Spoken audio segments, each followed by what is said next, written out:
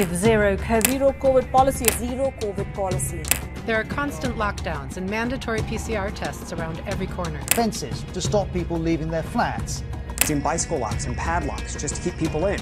Electronic magnetic alarms are going to be placed on the front doors of some people in places.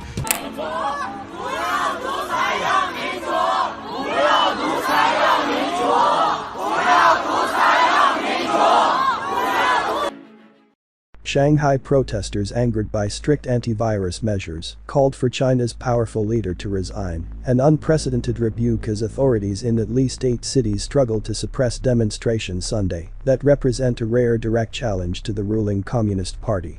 Police using pepper spray drove away demonstrators in Shanghai who called for President Xi Jinping to step down and an end to one-party rule, but hours later people rallied again in the same spot. Police again broke up the demonstration, and a reporter saw protesters under arrest being driven away in a bus. The protests, which began Friday and have spread to cities including the capital, Beijing, and dozens of university campuses, are the most widespread show of opposition to the ruling party in decades. In a video of the protest in Shanghai verified by the Associated Press, chants against Xi and the Chinese Communist Party.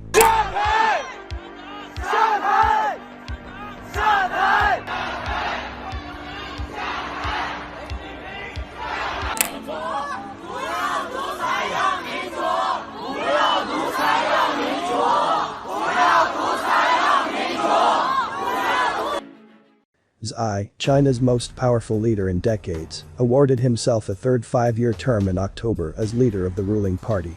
Some expect him to try to stay in power for life.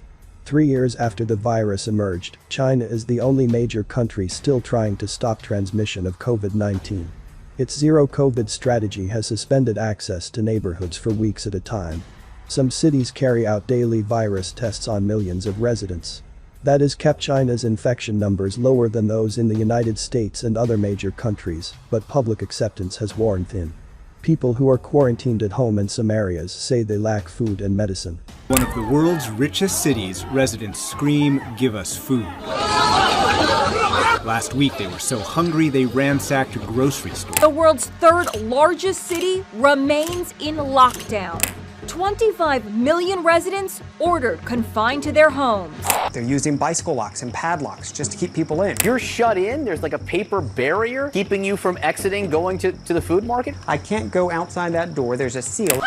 In this apartment complex, a woman screams, "We are starving to death." It's straight out of a dystopian sci-fi movie. Some people are yelling out, "We're starving." The ruling party faced public anger following the deaths of 2 children whose parents said antivirus controls hampered efforts to get medical help. Protests erupted after a fire broke out Thursday and killed at least 10 people in an apartment building in the city of Urumqi in the northwest, where some have been locked in their homes for 4 months. That prompted an outpouring of angry questions online about whether firefighters or people trying to escape were blocked by locked doors or other antivirus restrictions. About 300 demonstrators gathered late Saturday in Shanghai, most of whose 25 million people were confined to their homes for almost 2 months starting in late March. On a street named for Urumqi, one group of protesters brought candles, flowers and signs honoring those who died in the blaze. Another, according to a protester who insisted on anonymity, was more active, shouting slogans and singing the national anthem. The atmosphere of the protest encouraged people to speak about topics considered taboo, the unnamed protester said, including the 1989 crackdown on the Tiananmen Square pro-democracy protests, in which the ruling Communist Party ordered troops to fire on student protesters. In Shanghai, some called for an official apology for the deaths in the fire in Urumqi in the Xinjiang region. One member of Xinjiang's Uyghur ethnic group, which has been the target of a security crackdown that includes mass detentions, shared his experiences of discrimination and police violence. "Everyone thinks the Chinese people are afraid to come out and protest, that they don't have any courage," said the protester, who said it was his first time demonstrating. "Actually, in my heart, I also thought this way. But then when I went there, I found that the environment was such that everyone was very brave." The scene turned violent early Sunday.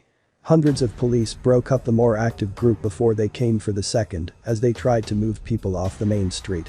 The protester said that he saw people being taken away, forced by police into vans, but could not identify them. The human rights group Amnesty International appealed to Beijing to allow peaceful protest.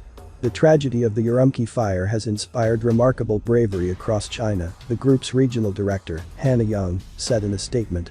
These unprecedented protests show that people are at the end of their tolerance for excessive COVID-19 restrictions.